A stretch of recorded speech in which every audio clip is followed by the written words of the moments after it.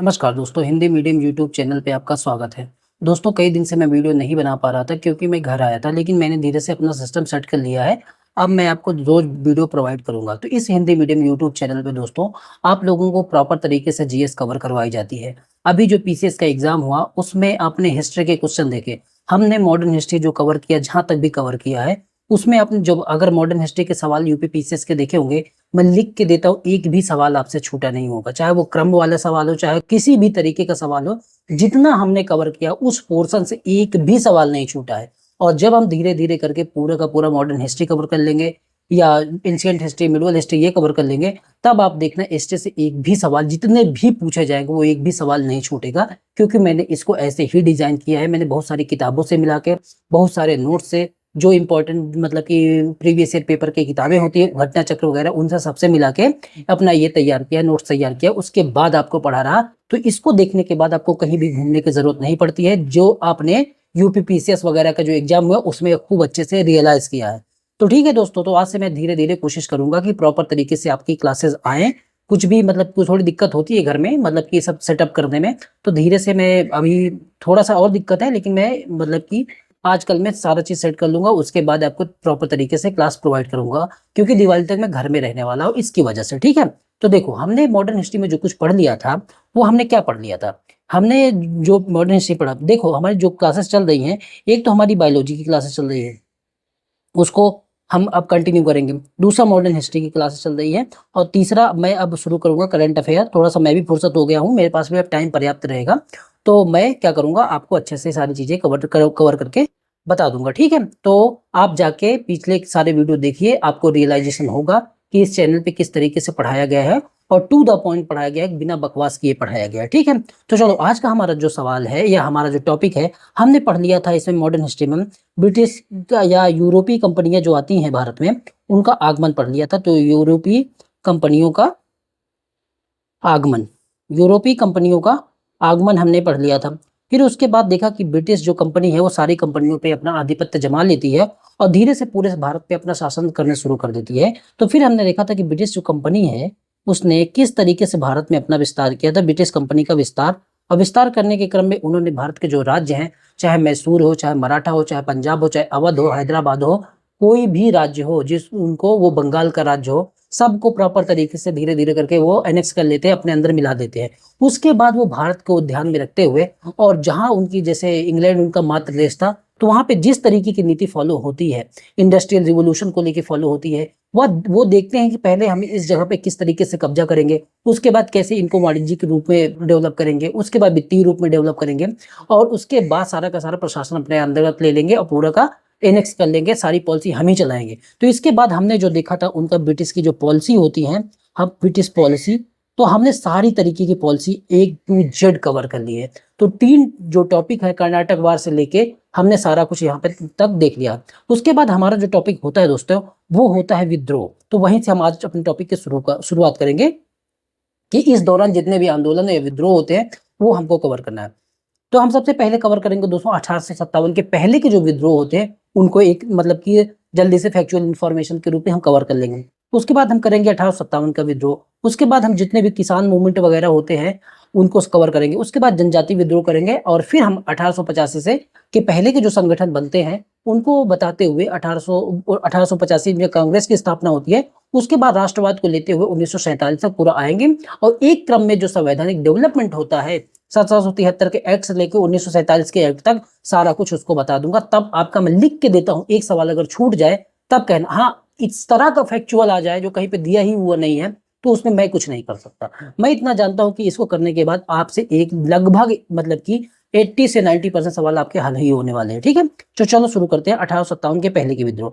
2 fact हैं, पहले तो वो दिमाग में रख लो। डलहौजी जो होता है, बहादुर शाह से दिल्ली जब मतलब कि 1857 का युद्ध होता है, तो उस दौरान डलहौजी ही वो शासक होता है जो 1857 के पहले, तो वो क्या करता है, बहादुर शाह से दिल्ली खाली करवा देता है। तो आपको दिमाग में रखना कि जो बहादुर शाह है, उससे 1857 के पहले डलहौजी जो है रहता है, वो बहादुर शाह से दिल्ली खाली करवा जाता है, करवा देता है। ओलीगर कौन होते हैं? एक जागीरदार होते हैं, जमींदार होते हैं, ये दिमाग पर रखना। अब एक-एक करके हम सारे विद्रोह समझ लेते हैं जो हमारे सब मतलब कि एग्जाम में पूछे जाते हैं। कहीं का भी एग्जाम देख लो, इनसे क्रम वाले सवाल, जब मैं हमेशा बताता हूँ कि इनसे किस तरीके के सवाल, या तो एज वाले, मतलब कि जो कालक्रम है वो पूछेंगे, या तो कौन नेता था वो पूछेंगे, और या तो पूछेंगे कि ये आंदोलनों का क्रम क्या है। तो उसी तरीके से ये सारी चीजें हम पढ़ेंगे। देखो, जो चेरो विद्रोह होता है ये किसके खिलाफ होता है? ये होता है जागीर द्वारा जागीरदार जो रहते हैं, जमींदार जो रहते हैं, ये जमीन छीन लेने पर राजा और जो कंपनी है जो उनके खिलाफ होता है। जागीरदार जो रहते हैं उनके द्वारा होता है। किसके खिलाफ? जो वहां का राजा रहता है और जो कंपनी रहते हैं, ये दोनों मिलके क्या करते हैं, वहां के जो मतलब कि जो काम करने वाले लोग होते हैं उनसे जमीनें छीन लेते हैं, जिसकी वजह से ये लोग मतलब कि ये विद्रोह करते हैं। और ये एरिया कौन सा रहता है? ये एरिया रहता है पलामू का, जो बिहार झारखंड वाला क्षेत्र है। और इसका नेतृत्व कौन करते हैं? भूषण सिंह करते हैं। तो ये दिमाग में रखना। तो पोलीगार कौन होते हैं? जागीरदार होते हैं, जो मतलब कि खेती वगैरह का काम करते हैं। और ये जो जागीरदार है, इन्हीं के द्वारा जो है, ये पोलीगार दक्षिण भारत का शब्द है, लेकिन ये जागीरदार जो यहाँ पे काम करते हैं, इनके द्वारा द्वारा जमीन छीन लेने पर राजा और कंपनी के खिलाफ इन विद्रोह किया जाता है। और कौन सा इलाका रहता है? बिहार या पलामू झारखंड वाला इलाका। और नेतृत्व कौन करता है? भूषण सिंह। तो इतनी ही चीजें दिमाग में रखनी है। अब आ जाओ दूसरे विद्रोह पे, फकीर विद्रोह। ये कहाँ पे होता है? ये बंगाल में होता है। तो इसमें मुस्लिम फकीर, देखो सन्यासी विद्रोह होता है उधर, और उधर मुस्लिम फकीर विद्रोह दोनों के द्वारा होता है। क्योंकि इनसे क्या होता है कि पहले मुस्लिम मतलब कि ये दोनों लोग, चाहे हिंदू के लोग जो सन्यासी रहते हैं, मुस्लिम के जो फकीर रहते हैं, ये किसान लोग रहते हैं। तो इन्हीं पे आरोप लगाकर जो जमींदार रहते हैं और जो वहाँ के मतलब ब्रिटिश शासक रहते हैं, ये इन पे आरोप लगा के, ये तो लूट मार करने वाले लोग हैं, डकैत लोग हैं, इन पे आरोप लगा के और इनके जो मतलब कि राइट्स होते हैं उसको दबाने की कोशिश करते हैं, जिससे ये आंदोलन करते हैं। तो जो फकीर विद्रोह बंगाल में होता है, ये मुस्लिम फकीरों द्वारा स्थानीय किसानों और जमींदारों से धन की वसूली करते थे। आगे चलकर अंग्रेजों से इनकी झड़प होती है। ठीक है, तो आपको दिमाग में ये रखना है कि इन पे ये आरोप लगाया जाता है कि ये लोग क्या है, धन की वसूली करते हैं, जो वहाँ के जमींदार है, जो किसान है, उनसे। और फिर अंग्रेजों से झड़प होती है। इसके नेतृत्व करता कौन रहते हैं? मजनून शाह रहते हैं, हिंदू भवानी पाठक रहते हैं। भवानी पाठक, देवी चौधरानी इनका समर्थन करते हैं। तो ये जो सन्यासी विद्रोह के नेता रहते हैं, वही फकीर विद्रोह के भी नेता रहते हैं। और सन्यासी विद्रोह बंगाल में कब होता है? 1770 से 1820 के दौरान। तो ये भी दिमाग में रखना है, ये कब होता है। प्रमुख नेता कौन रहते हैं? मंजर साहब, मूसा साहब, भवानी पाठक, देवी चौधरानी, वही सारे लोग। ठीक है, इसमें ये क्या किया गया था, किस वजह से होता? तीर्थ यात्रियों को की जो यात्रा है, तीर्थ यात्रा, उस पर प्रतिबंध लगा दिया जाता है। सन्यासी ये जो लोग रहते, कभी जो ये हिंदू है, नागा, गिरी, ये सशस्त्र सन्यासी रहते हैं, जो कभी ये मराठा और राजपूत और बंगाल ये सब सेना में पहले सैनिक हुआ करते थे। बाद में ये लोग मतलब कि इतनी भुखमरी हो जाती है इस एरिया में, इतनी दिक्कतें आती हैं कि ये लूट मार करने की कोशिश करते हैं और जो है सन्यासी बन जाते हैं। तो जब सन्यासी बन जाएंगे और ये पहले सैनिक रहेंगे, तो इनका नेचर जो रहता है एग्रेसिव रहता है, कि उसी तरीके से लूट मार करने की कोशिश करते हैं, जिससे यहाँ के जो किसान होंगे, सैनिक जो जमींदार होंगे, जो मतलब कि ब्रिटिश होंगे, उनसे झगड़ा होगा और फिर लूटपाट करेंगे ये लोग। तो अंग्रेज इनको दबाएंगे। और जिसका उल्लेख जो है, इस पूरे सन्यासी विद्रोह का उल्लेख आपको कहाँ मिलता है? वंदे मातरम में मिलता है। और वंदे मातरम किसके द्वारा रचित मतलब कि लेख है, या जो वंदे मातरम हमारा राष्ट्रगीत है, वो बंकिम चंद्र चटर्जी द्वारा मतलब कि आनंद मठ जो उससे लिया गया है। तो ये वंदे मातरम जो है किससे लिया गया है? ये बंकिम चंद्र चटर्जी द्वारा जो आनंद मठ लिखा गया है, उससे वंदे मातरम लिया गया है। और इसी आनंद मठ में जो है सन्यासी विद्रोह का उल्लेख है। तो ये आपको दिमाग में रखना है। 1896 के इंडियन नेशनल कांग्रेस के अधिवेशन, कलकत्ता अधिवेशन में पहली बार ये वंदे मातरम जो है गाया गया था। वंदे मातरम जो हमारा राष्ट्रगीत है, कब गाया गया था? 1896 में इंडियन नेशनल कांग्रेस के अधिवेशन में, कलकत्ता में अधिवेशन होता है, वहीं पे ये पहली बार गाया जाता है। तो आपको ये दिमाग में रखना है। और सारी चीजें देखो, इसे कहाँ कहाँ सवाल बनेगा? इसे ये बनेगा सन्यासी विद्रोह का ये एज कब हुई है, मतलब कि पीरियड कब का है। उसके बाद इसके प्रमुख नेता कौन है, ये इसलिए ज्यादा नहीं पूछता है। इसमें फिर पूछेगा कि इसका जो उल्लेख है किस पे, तो आप बताइए बंकिम चंद्र चटर्जी द्वारा रचित जो आनंद मठ है उसमें उल्लेख है। और इसी आनंद मठ में जो है वंदे मातरम का उल्लेख है। और इसी में वंदे मातरम जो है हमारा जो राष्ट्रगीत है, ये पहली बार 1896 के इंडियन नेशनल कांग्रेस के अधिवेशन में गाया गया था। तो इतनी सारी इंफॉर्मेशन आपको दिमाग में रखनी है। ठीक है, अब चलो आगे। अगला हमारा आंदोलन है कूका आंदोलन। कूका आंदोलन कहाँ होता है? ये पंजाब के इलाके में होता है। आप देखो यूपी पीसीएस में डायरेक्ट पूछा है कि इसका जो है क्रम में सजाइए। ठीक है, तो ये 1840 में होता है। कब होता है? आपको ये पता रहेगा तो सारी चीजें हल ही हो जाती है। 1840 में कूका आंदोलन होता है। इसकी शुरुआत कौन करते हैं?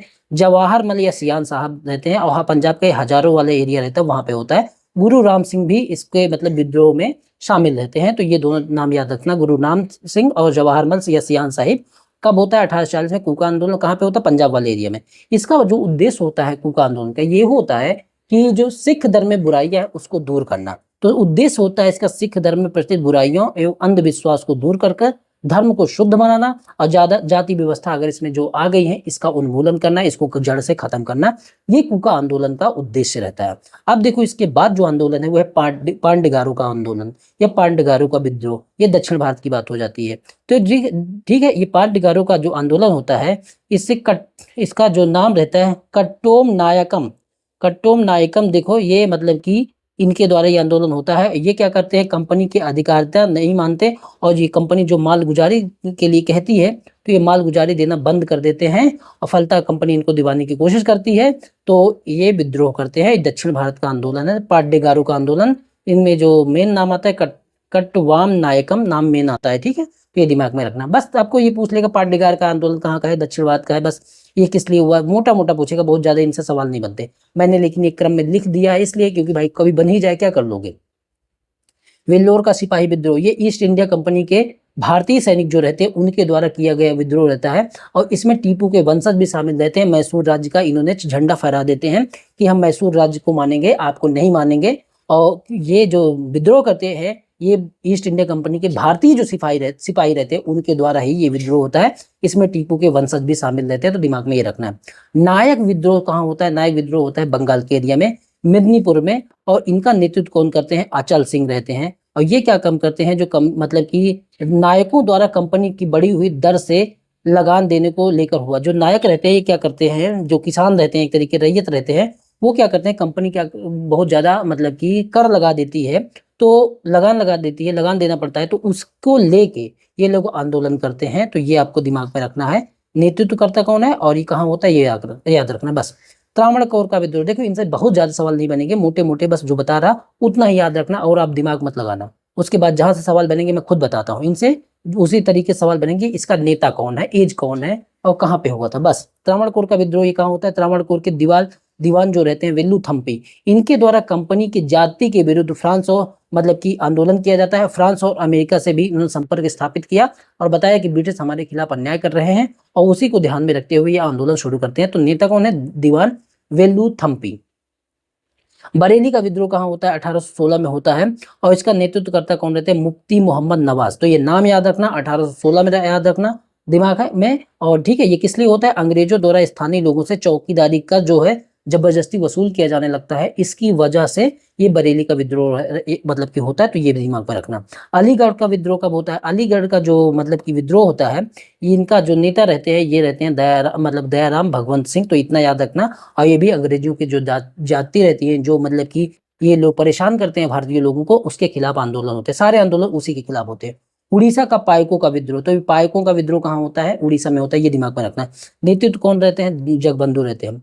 इनके देखो ये क्या करते हैं कि भूमिकर में जो वृद्धि हो जाती है उसी को लेकर स्थानीय जो पायक रहते हैं, जो मतलब किसान लोग रहते हैं, उनके द्वारा ये विद्रोह किया जाता है। तो ये कहाँ पे होता है, उड़ीसा में। नेतृत्व करता कौन है, जगबंधु। कित्तूर का विद्रोह, ये तृतीय आंग्ल मराठा जब युद्ध हो जाता है उसके बाद उत्तराधिकार के प्रश्न पर अंग्रेजों से दो विद्रोह होता है। बाद में इसको जो है मतलब कि अंग्रेज दबा देते हैं। तो उत्तराधिकार को लेकर युद्ध होता है कहाँ पे, जब अंग्रेज और मराठा युद्ध हो जाता है उसके बाद। तो ये दिमाग में रखना। इसके जो मेन रहती है किनके द्वारा होता है, रानी चेन्नम्मा रहती हैं और रायप्पा रहती हैं। तो ये दिमाग में रखना। कित्तूर विद्रोह किसने किया था, तो ये दोनों नाम याद रखना बस। रामोसिस विद्रोह ये कहाँ होता है, ये पूना में। ये मराठा युगीन जो पुलिस रहती हैं ये रहते हैं और जैसे ही अंग्रेज शासन काल आता है तो ये मराठा युगीन जो पुलिस रहती है ये बेरोजगार हो जाते हैं और उधर लगान में वृद्धि कर दी जाती है। तो किसान भी नहीं बन सकते और बेरोजगार भी हो रहे हैं। तो ये क्या करते हैं, ये एक रामोसिस विद्रोह करते हैं। ये कहाँ पे होता है, पूना वाले क्षेत्र में। और नेतृत्वकर्ता कौन होते हैं, चित्तूर सिंह, कुंवर सिंह, ये दिमाग में रखना। और जो उमा जी ये भी मतलब कि ये तीन नाम रामोसिस विद्रोह से जुड़े हुए हैं। इन तीनों को नाम को आपको याद रखना। अहोम विद्रोह, बर्मा युद्ध के बाद उत्तरी असम पर अंग्रेजों ने अधिकार किया। बर्मा जब युद्ध हो जाता है उसके बाद उत्तरी जो असम वाला एरिया रहता है उसमें क्या करते हैं, अंग्रेज अधिकार कर लेते हैं, जिसकी वजह से ये अहोम विद्रोह होता है। और नेतृत्व करता रहते हैं गजाधर सिंह और कुमार रूपचंद। तो ये दोनों नाम याद रखना है और किस लिए होता है अहोम विद्रोह, वो भी याद रखना है।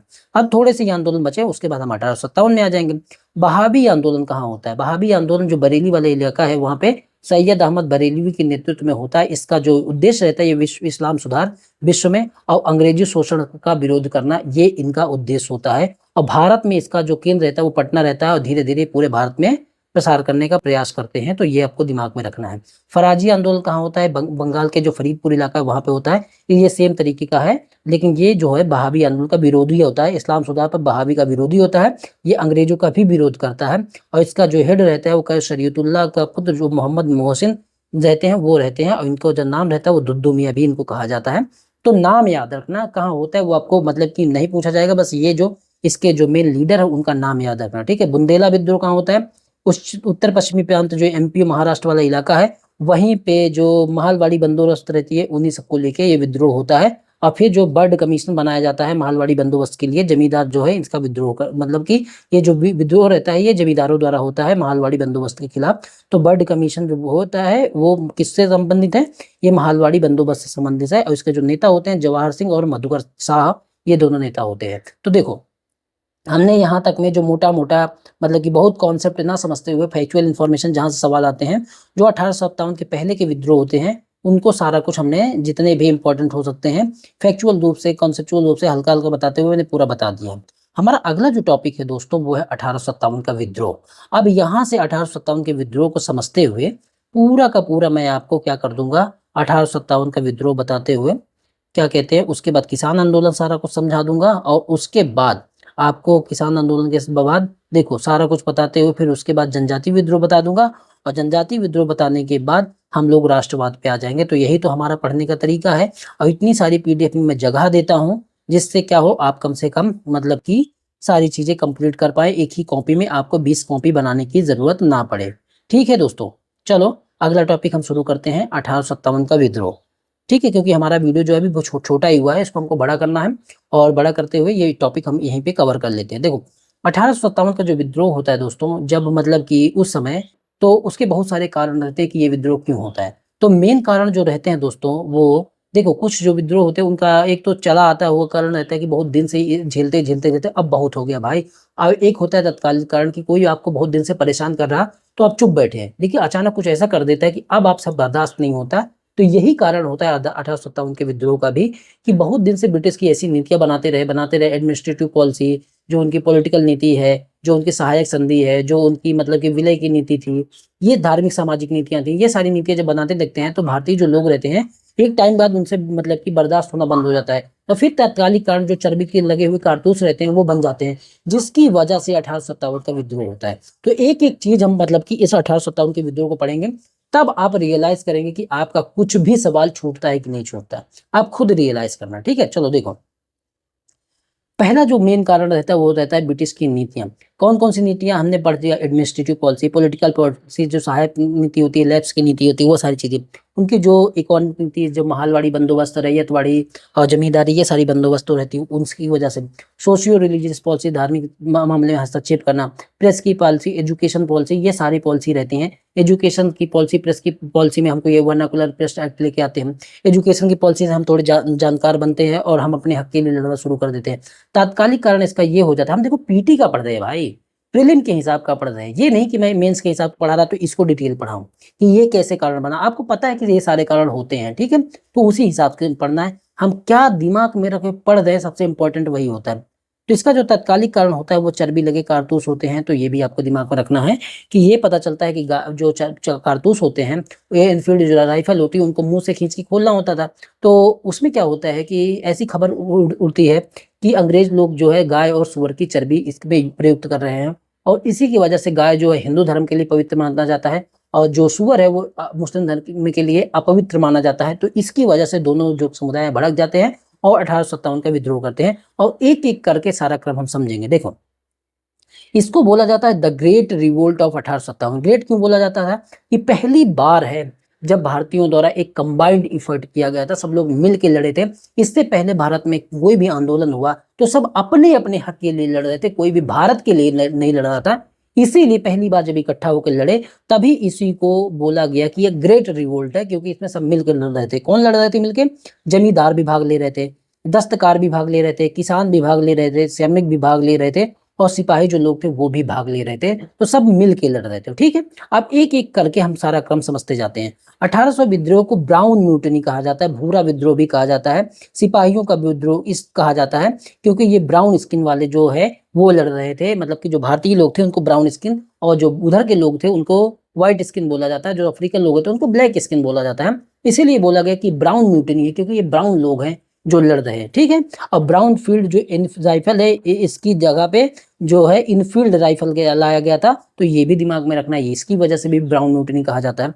तो ब्राउन फील्ड बेस्ड राइफल थी, अब उसको इनफील्ड राइफल लाया गया था, तो इसीलिए और उसी को लेके विद्रोह हुआ, इसलिए इसको ब्राउन म्यूटनी इस वजह से भी, और स्किन में जो ब्राउन थे हम लोग इसकी वजह से भी ब्राउन म्यूटनी कहा जाता है। ठीक है, अब देखो फैक्चुअल इन्फॉर्मेशन, 1857 का जब विद्रोह होता है दोस्तों, तो उस समय ब्रिटेन का पीएम कौन रहता है? तो आप बताएंगे ब्रिटेन का जो पीएम रहता है उसका नाम रहता है पामस्टन। ठीक है, गवर्नर जनरल कौन रहता है? कैनिंग रहता है। कमांडर इन चीफ कौन रहता है? जॉर्ज एनिसन रहता है विद्रोह के टाइम। और फिर जब विद्रोह शुरू हो जाता है तो इसको जॉर्ज एनिसन को हटा के कॉलिन कैंपबेल को लाया जाता है। तो सारी इंफॉर्मेशन आपको याद रखना है कि कौन पीएम रहता है, कौन गवर्नर जनरल रहता है, कौन कमांडर इन चीफ रहता है, और फिर इसको हटा के कॉर्नेल कैंपबेल को लाया जाता है।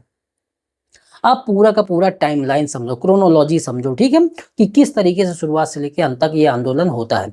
तो 29 मार्च 1857 को सबसे पहली बार मंगल पांडे द्वारा 34वें नेटिव इन्फेंट्री के जवान थे, ये मंगल पांडे बैरकपुर छावनी जो बंगाल में होती है, इनके द्वारा जो है ये विद्रोह शुरू होता है। और ये क्या कहते हैं, मंगल पांडे द्वारा, और इनके द्वारा किया क्या जाता है कि इसी कारतूस को लेके कि इसमें इनफील्ड राइफल में गाय और सूर की चर्बी लगी है, इसको लेके लेफ्टिनेंट बाग जो एक रहता है उसको गोली मार दी जाती है, और फिर गिरफ्तार करके इनको 8 अप्रैल 1857 को इनको फांसी दे दी जाती है। तो ये दिमाग में रखना कि मंगल पांडे जो थे ये 34वें नेटिव इन्फेंट्री मतलब की के जवान थे, ये बैरकपुर छावनी में, जो बैरकपुर बंगाल की जो छावनी थी वहां के ये मतलब सिपाही थे। तो ठीक है, तो इनको फांसी दे दी गई। अब दिमाग में ये, अब आगे की चीजें देखते जाओ।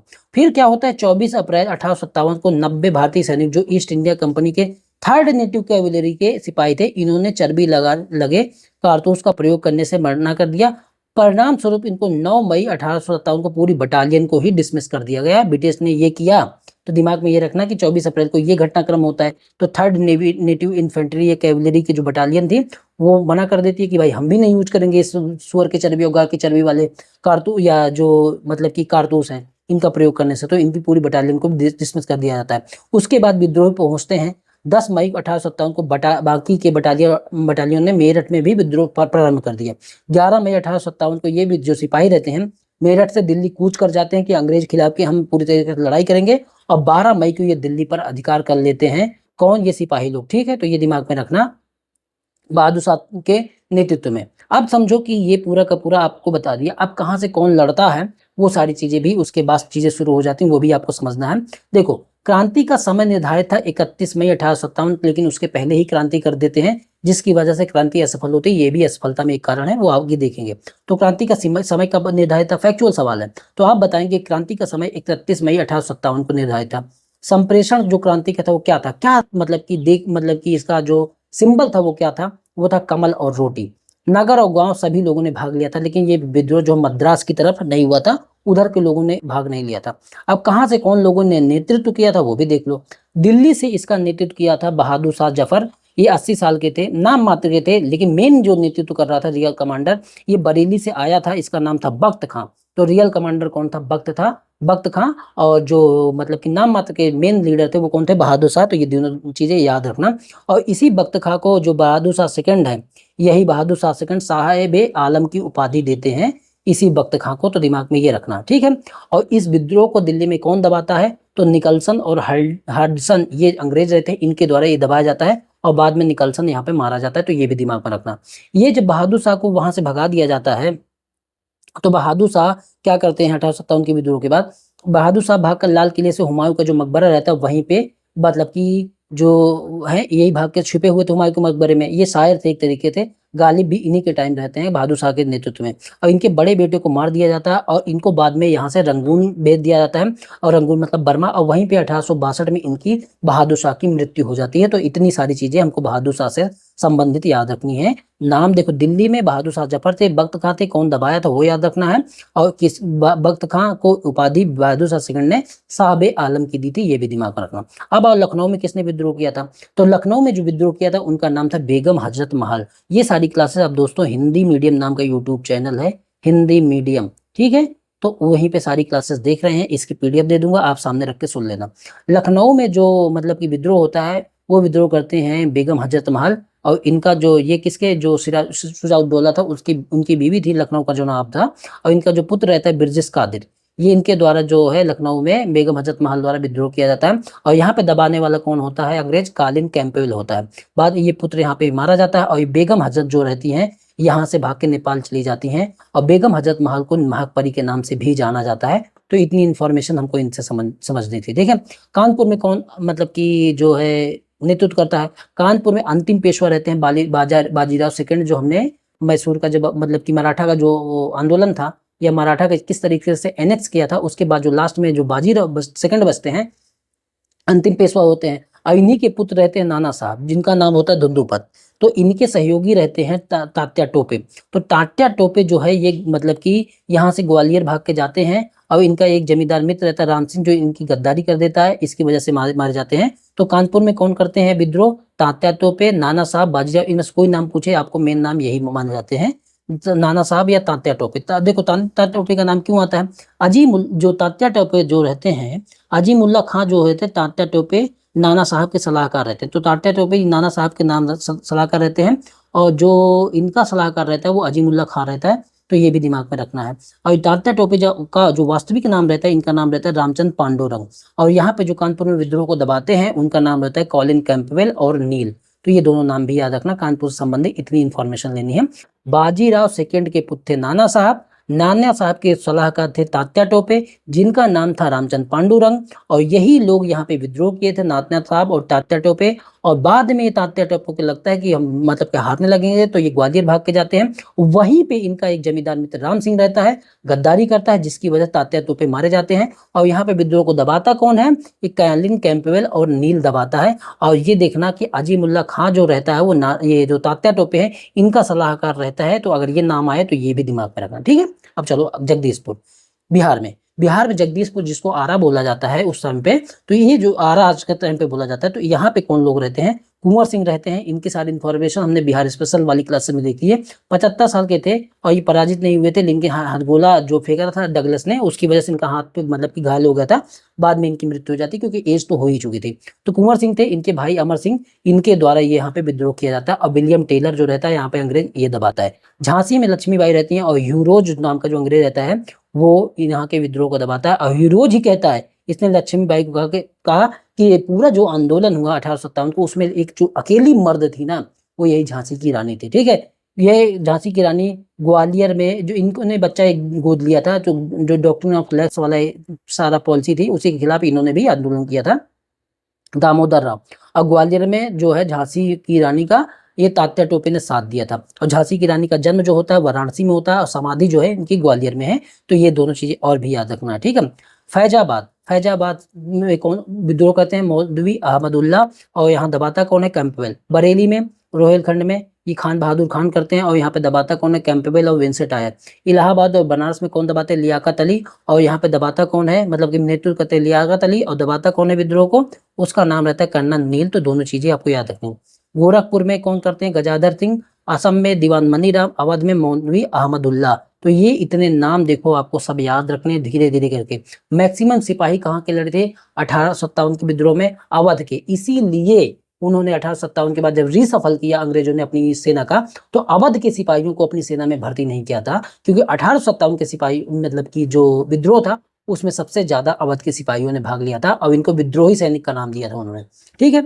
तो 1857 के विद्रोह के कारण और कहाँ कहाँ से क्या क्या घटनाक्रम हुआ वो सारा कुछ हमने समझ लिया। 1857 के पहले के विद्रोह कुछ हो जाते हैं हल्के फुल्के, लेकिन उनका असर नहीं पड़ता है, बाद में ये सारे विद्रोह होते हैं। तो 1857 के पहले 1800 में बेंगलोर का विद्रोह हो जाता है सैनिकों के द्वारा, 1849 में 22वीं नेटिव इन्फेंट्री द्वारा, 1850 में 66वीं नेटिव इन्फेंट्री द्वारा, 1852 में 38वीं इन्फेंट्री द्वारा विद्रोह होता है और विद्रोह को अंग्रेज जो है दबा देते हैं। तो ये भी दिमाग में रखना।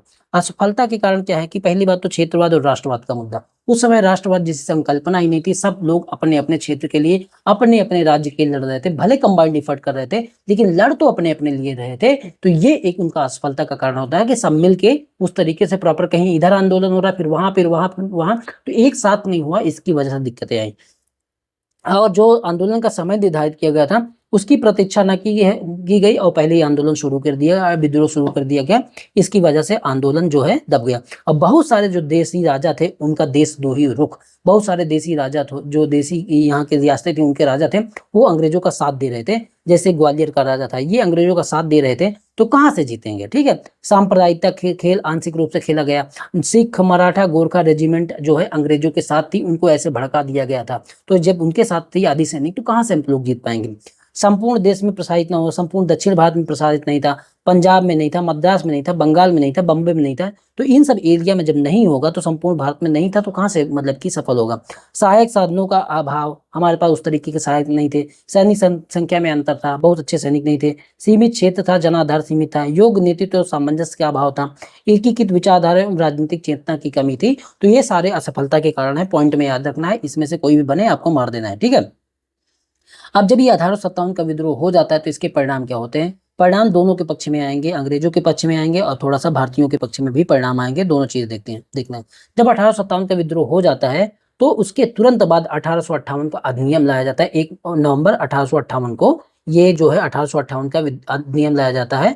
और इसके द्वारा जो है इस समय जो रहता है कौन, गवर्नर जनरल कैनिंग रहता है, इसी को वायसराय पे बना दिया जाता है। तो कैनिंग द्वारा ये जो एक मतलब मिंटो पार्क इलाहाबाद में, वहीं पे दरबार लगाया जाता है तथा वहीं पे महारानी विक्टोरिया का घोषणा पत्र पढ़ा जाता है। तो ये नाम रखना, याद रखना कि मिंटो पार्क में कैनिंग द्वारा जो घोषणा पत्र है, जिसको विक्टोरिया प्रोक्लेमेशन कहते हैं, वो पढ़ा जाता है। वही 1857 का एक्ट होता है। और इसमें ये कहा जाता है कि अब ईस्ट इंडिया कंपनी की सत्ता जो है समाप्त की जाती है। अब क्राउन की सत्ता जो है स्थापित की जाएगी। अब क्राउन जो है, ब्रिटिश जो है वही राज्य करेंगे। अब कोई कंपनी जो है यहाँ पे राज्य नहीं करेगी।